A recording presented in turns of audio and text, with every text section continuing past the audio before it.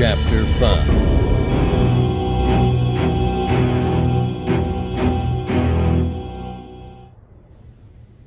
On the morning of her first meeting with Nil Spar, Leia climbed out of bed with an aching shoulder, tired eyes, and a blanket of fatigue in her limbs that made her feel as though she was on the verge of being ill.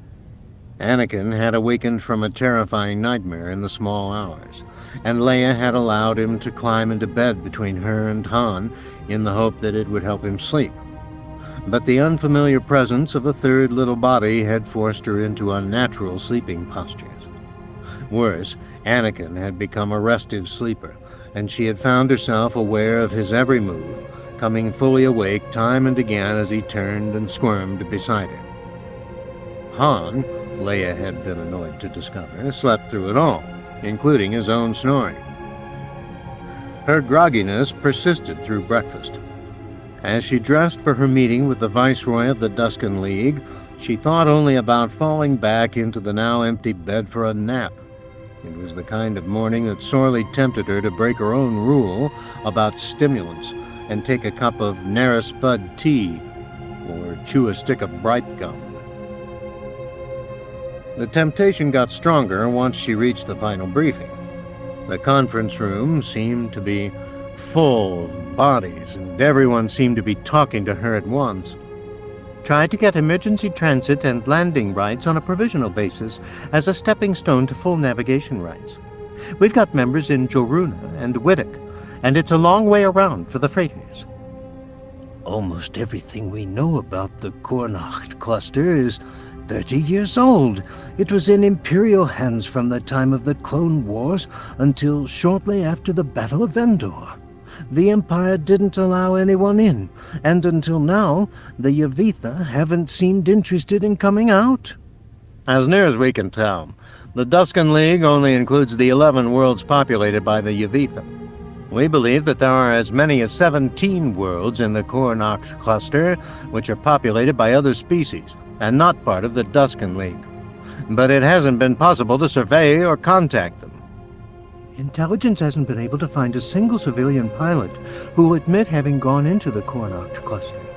We've gotten a deposition from one of our Imperial prisoners, a former bridge officer on a Star Destroyer, which he says visited there on patrol. It's pretty wild stuff, though, and nothing he says can be confirmed. Mineral resources available for trade. Isn't that information in the Duscan application file? It's supposed to be. There isn't any application. They're not applying for membership. It's more like an audition for us. Nil Spar seems to think this is some sort of summit meeting. He doesn't want to be called ambassador either. Why doesn't intelligence have better information for us? Where does a viceroy stand in the Duscan power structure? I don't think there's any question but that Nil Spar represents more worlds, a larger population, greater material riches, and a more advanced industrial technological base than anyone who's come to Imperial City in the last 12 years, and he probably knows it too. Leia, from a strategic standpoint, it sure would be nice to have a friend that big sitting between us and wherever Dala's gotten herself to, in the core. Right now, Kornacht is one of the soft spots along the inner line. Does anyone have any solid information on what he wants? A link to the New Republic Hypernet and the Coruscant information went in the second day. His staff did all the inside work, though. At least we know they couldn't just eavesdrop on the net. Where's the technical analysis of the Duscan embassy ship? Does anyone else think that the Yavitha might be related to the Twi'lek? Have you had a chance to review the results of the Obersky library search? Leia, are you all right? Princess Leia? Shaking her head, Leia pushed herself away from the table and started toward the door. Lightheadedness halted her steps halfway across the room. As she swayed unsteadily, Admiral Akbar hastened to her side and took her arm. Help me to my office, she whispered. In the privacy of the President's suite, one floor up from the conference room, Akbar helped Leia settle on a thickly padded couch. What is happening to you? Akbar asked. Should I signal the medical droid? An MD-7, a mobile droid specialized for emergency medicine, was permanently assigned to the executive section. No, I'll be all right. I just want to lie down for a few moments. There was no air in that conference room. You don't look well. Do you want to postpone? She shook her head almost imperceptibly. No, it would just complicate things. There have been too many delays already. I got up too quickly, that's all. Perhaps someone else should take over today's session. No one else can, Leia said sharply. Then someone should be in there with you.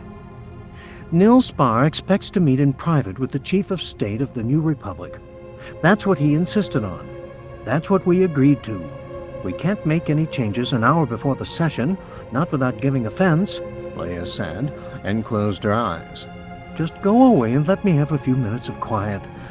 I'll be ready when the time comes. This isn't a crisis. Everything will be fine.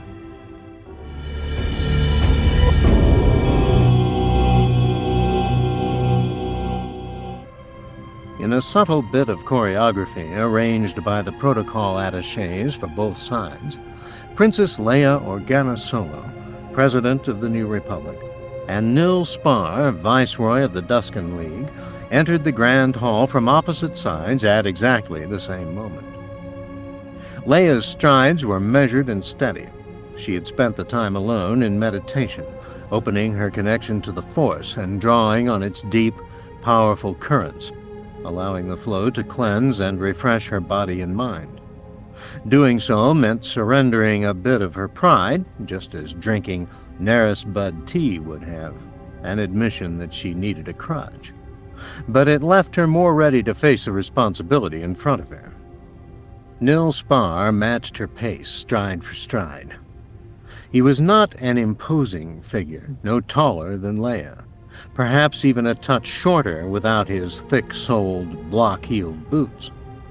His eyes were strikingly human, distracting Leia at first from the high ruff of bony armor at the back of his neck, and the bold streaks of facial color that disappeared under the soft swirl of fabric he wore on his head. Nil Spar's gaze was open and friendly, his smile disarming. The Yavithan was dressed as he had been on the streets in all the surveillance recordings Leia had seen, in a close-fitting, long-sleeved tunic with tan shoulders and a brown body, darker, narrow-legged pants that tucked into his boots, and beige gloves that disappeared up the sleeves of his tunic. There was no sign of jewelry or insignia, save for the pin that held his head wrap in place. There were no signifiers of rank or station, as she might expect on a uniform or ceremonial garment. By unspoken agreement, each of them stopped when the other was a long stride out of arm's reach. "Viceroy," Leia said, and bowed. "Princess Leia," Nil Spar said, bowing in turn. "I am so pleased to be here with you. This is how it should be. You, the head of a confederacy of worlds, strong, proud, prosperous. Me, the head of a confederacy of worlds, strong, proud, prosperous. You have welcomed me as an equal, and I welcome you in the same fashion." "Thank you, Viceroy. Would you like to sit?" Leia said, gesturing toward the two chairs, each with a small side table that rested in the middle of the room facing each other. "By all means," Nil Spar said. His chair, provided and set up by his majordomo, was an S of open wire mesh. On the table beside it were two black cylinders with feeding tubes. "We should be able to sit down with each other and talk honestly, as statesmen and patriots. You yourself fought in the Great Rebellion against that black beast Palpatine, did you not?"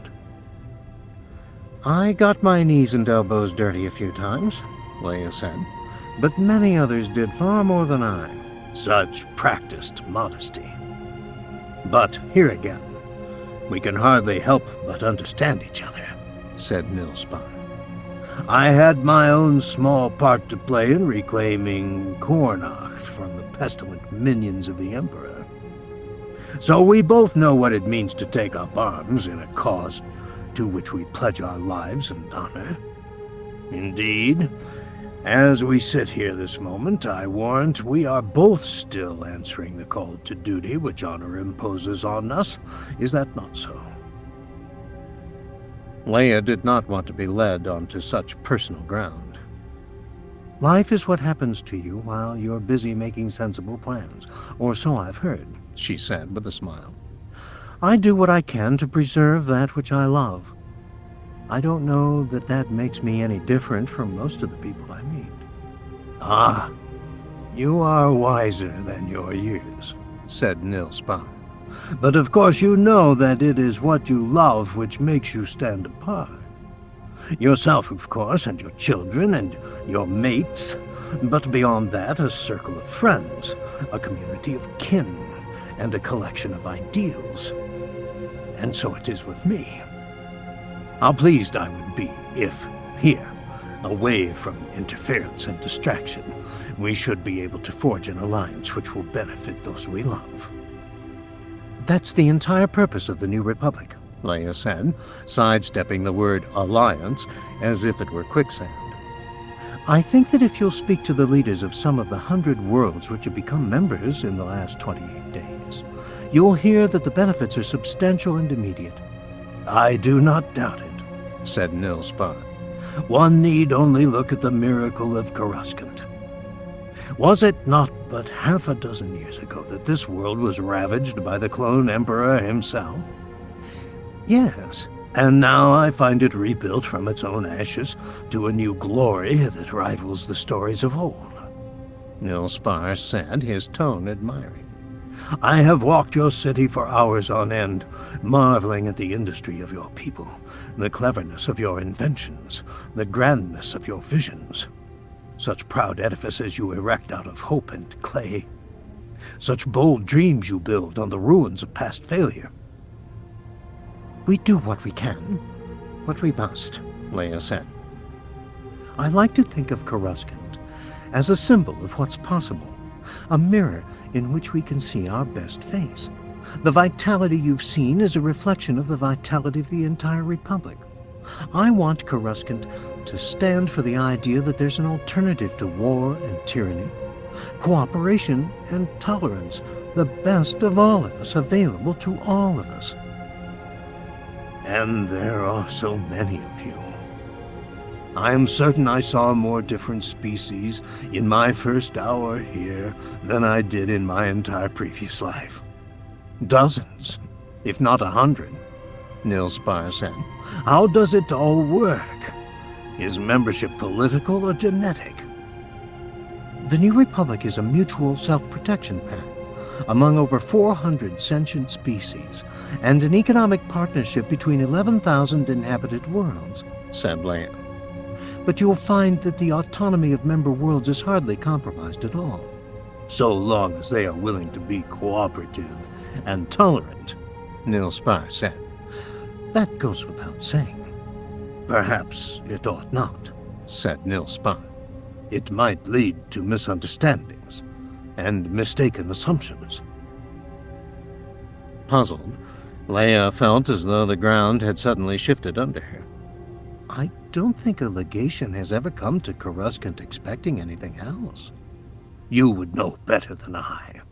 But you might find some came here more committed to getting Coruscant to fight their fights than to Leia Organa's ideals. The weak are always looking for champions. Are you certain there are none such hiding in your skirts? If the weak can't count on Coruscant's protection, then there is no New Republic, only anarchy. And anarchy can only lead to more tyranny. Well answered. Thank you, said Leia. But since you raised the issue, would you mind telling me why you and your legation are here? Not at all. I think it important that there be no misunderstandings, Nilspar said. As impressed as I am with your ideas, your capital city, and your confederation, the Duscan League is not interested in membership in the New Republic. Not collectively, and not as individual worlds. Despite the fact that we submitted no application, you seem unclear on that fact. I think the Duscan League would be a valuable member of the New Republic, Leia said. I wasn't willing to dismiss the possibility without talking to you. Nil Spar smiled tolerantly. You may dismiss it now. Please. Then what are you seeking here? As I've already said, an alliance. An agreement between equals to the benefit of both. Frowning, Leia said, Viceroy, are you concerned that what you call the weak members would be too much of a burden on you? No, that is not an issue. Very well, Leia said. But I think you should know right now that it'll be very hard for us to come to an agreement between equals that'll allow us to respond militarily if you're threatened. The charter under which we operate allows for mutual defense and enforcement of the Articles of Membership, and that's all. Truly, you do not yet understand. We do not want or need your protection, Nil Spar said. We enjoyed the protection of the Empire for half my lifetime, and we are determined to avoid such blessings in the future. What we want more than anything is to be left alone. Bear that in mind, and we may begin to speak the same language. At Leia's prodding, Nil Spar shared with her some of the Yavitha's experiences at the hands of Emperor Palpatine's generals and stormtroopers. The stories were familiar enough in flavor, if not in detail.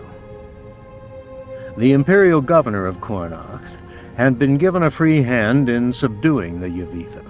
In his turn, he had Yavitha women taken as pleasure slaves for his staff, and Yavitha men taken as live targets for his troopers. The brutalized bodies were displayed in schools, at sacred sites, and on the public information channels everyone was required to watch twice a day. When that did not produce the desired degree of cooperation, the Imperial Governor had children taken instead. Dissent crumbled, but the terror of random seizures continued. When the Imperial Occupation Army was finally driven from Cornacht, 7,000 Yavitha hostages were found in the governor's garrison, and the bones of more than 15,000 dead. Enough, Leia said. Please, I'm afraid we've already reawakened enough nightmares. I wanted you to understand the depth of our feelings in this. I do, said Leia. I may understand one of our own better now, too. Then let us turn our attention to the future, Nil Spar said. For the next hour, they worked at teasing out what the language of alliance might sound like. Despite apparent good faith, they constantly stumbled over conflicting assumptions, and their progress was hard to measure. But at midday, when the Viceroy gathered himself and stood, he pronounced, "This has been valuable and enjoyable. Shall we resume in 1 hour? I'd be happy to continue through lunch, Leia offered. We could have food brought to us. Nil Spar looked momentarily shocked. With all apologies, that is not possible, he said.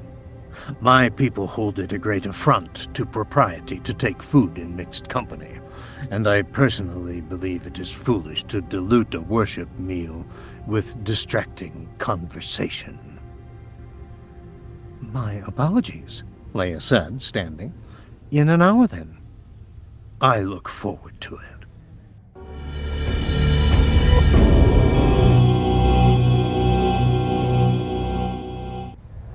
The debriefing session included Leia, Admiral Akbar for the Fleet Office, Admiral Drayson standing in for Intelligence Director General Raiken, Ben Kilnam for the Senate, First Administrator Ang, 2 recorder droids, and half a dozen senior aides. Everyone listened without interruption, as Leia quickly recounted as much of her conversation with Nil Spar as her memory would allow. Then all had a chance to question Leia or offer their comments. The comments were largely predictable. Akbar, always thinking about strategic issues, was concerned that navigation rights hadn't come up yet and wanted that issue given priority in the afternoon session. Drayson, always looking to open intelligence channels, wondered how the Viceroy would react to a proposal to revive the Inter-System Library Exchange, in which some of the Yavitha worlds had once participated. Ben Kilnam, always cognizant of the ebb and flow of power, questioned whether Leia had the authority to negotiate at all without a pending application. And Deng, always aware of the power of money to cement political bonds, urged Leia to dangle the entire catalog of trade goods before Nil Spar as an inducement to reconsider membership. After hearing your report, I expect them to insist that all trade into and out of Kornocht be on Yavitha ships, Eng said. Fine for their traders, but not what ours are accustomed to. I'm not sure the Yavitha are terribly interested in trade, said Leia. Interesting, said Drayson. If they don't want membership and they're not interested in trade, why are they here? I think they're here because the New Republic has grown large enough and strong enough to begin to worry them, Leia said. They don't want to join us, but they don't want to be overrun by us either. How strong are they militarily?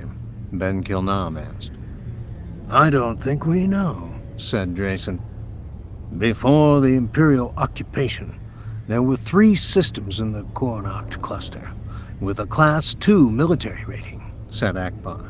But that was before. The Empire may have seized or destroyed most of those vessels. According to the Viceroy, it's been 9 years since the occupation ended, said Drayson. At this point, I don't think we can guess how extensively they may have rearmed. That ship sitting over at Eastport certainly testifies to their engineering abilities. I don't think it matters, Leia said. There's no question in my mind that they feel threatened by us. I think it's critical that we give them reason not to be. If they do feel threatened, that should provide you with useful leverage, said Ben Kilnam. I'm not looking for leverage, Leia said. That's the wrong tone for these talks. The Yavitha have good reason to be wary of us, reasons that everyone here ought to be able to identify with. I don't want to twist their arm. I want to win their trust. It's not going to be quick or easy. But I think Nil Spar and I have a chance to develop the kind of personal rapport that will carry us through the hard parts. I don't know if we're going to end up with an alliance or an application for membership, but I'm not going to worry about that now. 5 minutes, an aide called. Thank you, Alo. Please, be very careful with your promises, Leia, said Ben Kilnam as they all rose. The idea that we are all equals in the eyes of Coruscant is very important to the strength of the New Republic. I realize that, Chairman. And you must realize that if the Yavitha win the benefits of membership without the obligations, there'll be an uproar in the Senate and in thousands of capitals. And if the Yavitha are granted privileges not available to our members, you can expect hundreds of member worlds to resign. That won't happen, Leia said. I expect that any treaty with the Yavitha will provide them with only a subset of the rights contained in the Articles of Confederation. No open markets, no monetary controls, no dispute resolution, no voice in the Senate, no military umbrella. The presence of a shepherd is frequently undervalued in the absence of a wolf, said Ben Kilnam. Maybe so, Leia said. But there's a lot to be gained by forging a link, any link to start, with the Yavitha. The Senate will understand that. Many a foolish notion has won support in that body, Ben Kilnam said, and many a falsehood has enjoyed currency in that room. Princess, no matter how much we want that ally on the inner line, or access to Kornocht's metals and the Yavitha's technology, we must always be aware of the price. We are not the suitors, they are. Thank you for your counsel, Chairman. Remember that Cortina and Jonder also came here full of prideful bluster, and both eventually signed the Standard Articles of Confederation. And that was long ago, when membership meant less than it does today. "Time," called the aide. Leia emptied her glass quickly. "If you'll excuse me, Chairman."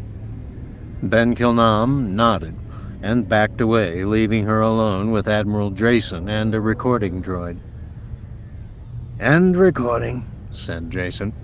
A black droid controller was all but concealed in his hand. "Princess, may I have a moment?" "A moment, but not much more." "I'm concerned about the process, about the fact that all your advisors must rely on second-hand reports. It makes it difficult for them to provide you with the independent counsel you expect from them." "What are you suggesting?" "That I arrange for more eyes and ears in the room with you. I could provide you with a burst transmission comlink small enough that even General Solo would be hard-pressed to find it." "I don't expect to be frisked by the Viceroy," Leia said curtly. "And you can't promise me the comlink would be undetectable by the Yavitha, can you? If we can listen in theory, so can they." "Quite true," said Drayson. "Technical assets are always subject to discovery. Of course, if they were covertly monitoring the sessions themselves, they wouldn't be likely to." "Do you have evidence that they are?" "No, but sometimes I find it more prudent to assume what's not in evidence than believe that what I can't see isn't there." "Admiral Drayson, I'm afraid I don't understand that thinking, especially in this instance." "Time, Princess Leia," called Owl, peering back into the room from the corridor. "Coming," Leia called. "No technical assets in the Grand Hall, General. We'll have to make do with my eyes and ears. I won't take the chance of confirming their worst fears by being caught spying. Understood?" "Of course, Princess."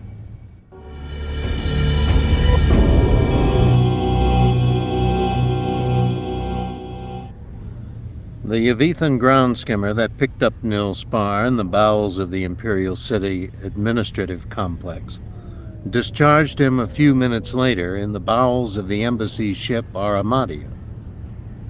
There was no one there to greet him, but that was no surprise. Nor was the fact that the driver waited inside the skimmer for Nil Spar to climb out on his own and walk the few steps to the airtight exit hatch on the front wall. As soon as the hatch closed behind him, a thick yellow gas began to fill the chamber where the skimmer hovered. Shortly afterward, a scalding spray poured down on the skimmer from thousands of tiny jets, chasing the yellow mist down vents and drains. Behind the hatch, Nil Spar found himself in a sanitary entry station. The drill had already become familiar to him, but that day there was more urgency to his motions. Quickly removing his clothing, he dropped it into a sterile incinerator. There was a reassuring pop and hiss when he sealed the loading chute. The face of the incinerator grew warm to the touch. Then Nil Spar stepped into the scrub chamber. With eyes closed, he invoked the needle spray showers. First, the gentle rain of the fumigant, then the agonizing bite of the scrub jets. As the water pelted his body, his expression softened to one approaching bliss. He lingered in the scrub chamber, willingly enduring a second cycle of cleansing. Then he passed through the inner door, where waiting hands draped his body in a fire-blue gown. "Viceroy," the attaché said, bowing. "Thank you, Ari," he said, accepting the heavy silver Viceroy's neck guard and fastening it in place. "I must resign myself to it. Their stink never leaves my nostrils, no matter how long I stay in the scrub chamber." "You carry no taint to my senses," Ari said. "I will trust that is more than politeness," said Nil Spar. "Is Vordul expecting me?" "Yes, Viceroy." "Good. See that abstracts of today's reports and examinations are waiting for me in my quarters. I'll be there shortly." An air cart whisked him up 11 levels to the domain of Vordul. Proctor of Information Science for the Armada. Nils Spar was greeted with a quick bow. "Welcome back, Viceroy." "More welcome for me than for any of you," he said.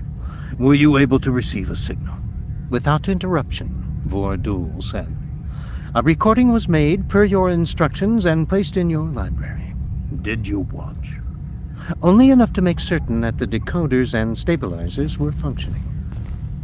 Nils Spar nodded. "What do you think of them?" When Vordoul hesitated, the Viceroy prodded. "Go on, I excuse you." "They seem to me weak, gullible, eager to please. She is no match for you." "We shall see," Nils Spar said. "Thank you, Proctor. Continue your fine work."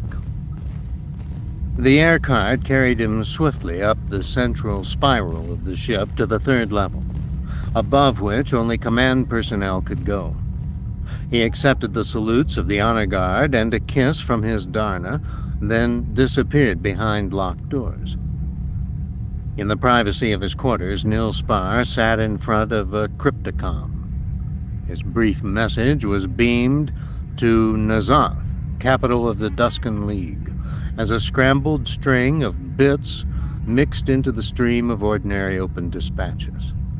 "I have had my first meeting with the vermin," Nils Spar said. "All is going well."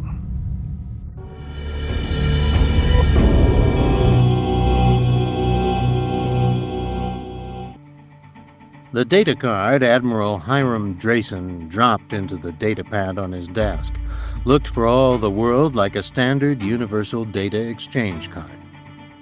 But the cards used by Alpha Blue for sensitive data used a non-standard encoding, which made the card appear blank when placed in a standard datapad. The little plastic rectangle could even be erased and reformatted without destroying the information it bore. In this case, excerpts from a recording made earlier that day by a tiny audio telescope concealed in the ornate scrollwork on the ceiling of the Grand Hall. The excerpts had been selected for Drayson by an Alpha Blue analysis droid using sophisticated context processing protocols. Tipping back in his chair and folding his hands over his abdomen, Drayson listened to the recording that no other sentient had heard, or would hear, unless he chose to share it with them. He listened as Princess Leia said, "I want Coruscant to stand for the idea that there's an alternative to war and tyranny, cooperation and tolerance, the best of all of us, available to all of us." He listened as Viceroy Nils Spar said, "We do not want or need your protection. We enjoyed the protection of the Empire for half my lifetime, and we are determined to avoid such blessings in the future." And he thought as he listened, "I wish that you'd chosen to let us into that room with you, Princess. But I'll do all I can to make certain you don't look back on that choice with regret."